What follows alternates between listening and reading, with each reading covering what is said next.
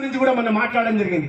జేసీ అన్నారు సార్ నేను కొత్తగా వచ్చాను, ఒకసారి స్టడీ చేసిన తర్వాత నేను కలెక్టర్ గారు మాట్లాడుకున్న తర్వాత వచ్చి కలుస్తాం సార్, దాన్ని బట్టి పరిహారం చెల్లించే ముంపు ప్రాంతాలని మరిమేకులపుల్ల కానీ మోదుగుంట కానీ అన్ని ప్రాంతాల్లో పరిహారం రావాల్సిన దానికి ఖచ్చితంగా ఆర్థిక వనరుల ఇబ్బంది ఉంది. అది కూడా మళ్ళీ మీకు చెప్తున్నా, ఆర్థికంగా విపరీతంగా అంటే జీతాలు చెల్లించలేని పరిస్థితుల్లో ఈ రాష్ట్రాన్ని పెట్టిపోయారు.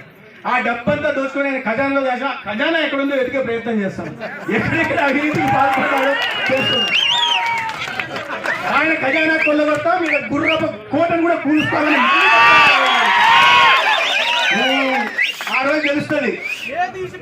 ఈ ధర్మవరం నియోజకవర్గానికి ఎమ్మెల్యే ఎవరో, ఇక్కడ ఉన్నది ఏ ప్రభుత్వమో, ఇంకా వైఎస్ఆర్సీపీ ప్రభుత్వం కాదు, ఇది కూటమి ప్రభుత్వం అనే విషయం రాబోయే రోజుల్లో తెలుస్తుంది. తొందరగా రెడీగా ఉండు నాయన, మళ్ళీ ఉండడానికి నీకు ఇల్లు లేకుండా ఉంటుంది, హైదరాబాద్ లోనే శాశ్వతంగా ఉండాల్సిన పరిస్థితి వస్తుంది. ఇంకా నిద్రలో నేను ధర్మవరం ఎమ్మెల్యే ఎవరిని అడిగితే ఇంకా పాత కార్డులు పెట్టుకోండా అంట, అది ఇస్తాడంట ధర్మవరం ఎమ్మెల్యే. వాళ్ళు పాపం సత్యకుమార్ కూడా తెలుసు కదా జనాలకి, సత్యకుమార్ కూడా రాష్ట్రంలో నువ్వు ధర్మవరంలోనే తెలిస్తే సత్యకుమార్ దేశంలో చాలా మంది తెలుసు. వాళ్ళు అడుగుతాడు నువ్వు ఎక్కడ ఎమ్మెల్యే, సత్యకుమార్ కదా ఎమ్మెల్యే, నువ్వు కాడి పెట్టుకుని తిరుగుతున్నావు ఎమ్మెల్యే అని అంటే పాపం ఇంకా భ్రమంలో ఉన్నాడు. ఆ భ్రమంలో ఉన్నని బిల్లుడు పాపం ఇప్పుడు వచ్చి దౌర్జన్యాలు చేయాలని చూస్తున్నాడు. ఇప్పుడు నేను చెప్పాను శాంతి భద్రతలు కాపాడుతాం, ప్రజలకు ఎక్కడికన్నా ఇబ్బంది వస్తే వాడు ఏ స్థాయి వాడా ఎటువంటి అయినా అదుపులో పెడతాం, బొక్కలోకి దోస్తామని చెప్పాం, అది చేసి చూపిస్తాం. ఎక్కడైనా దౌర్జన్యాలు చేయాలంటే ఆ రోజులు పోయినాయి. ఇవాళ ఉండేది మంచి ప్రభుత్వం, కూటమి ప్రభుత్వం.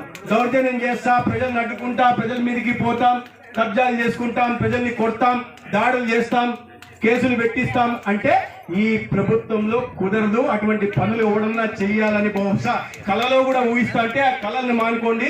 ఏ చిన్న పరిస్థితుల్లో ఏ ఇబ్బంది ప్రజలకు కలిగినా దానికి తగిన సమాధానం ఖచ్చితంగా తీరుస్తాం, బొక్కలో దోస్తాం. ఇంకా ఎక్కువైతే ఇంకా ఎట్లా దారిలో పెట్టాలో ఆ దారిలో పెట్టాలి. తెలుసు కదా మనకి ఎట్లా దారిలో పెట్టాలో, ఆ రకంగా దారిలో పెట్టాక జాగ్రత్తగా ఉంటే మంచిది. జాగ్రత్తగా ఉంటే పెద్దయినా జాగ్రత్తగా ఉంటే మంచిది. ఇప్పుడు తెలియాలా ఈ కూటమి ప్రభుత్వం మంచి ప్రభుత్వం అనే విషయాన్ని తెలుసుకోవాలా. అనేక జిల్లెడు